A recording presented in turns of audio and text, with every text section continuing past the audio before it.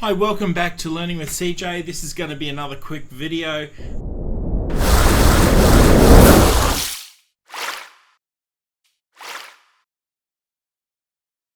Basically, sometimes you're going to be in a situation where you want to convert some text to all caps or go back to not being all caps. So you can see in my example here, I've got the letters CPU all in lowercase, when realistically in my document it should be in uppercase. So the easiest way to get that in uppercase is to simply use the shortcut Control-Shift-A. And what that does, it allows me to toggle the all caps function. So just simply by going Control-Shift-A, it allows me to have it go from being all caps to lower caps and vice versa.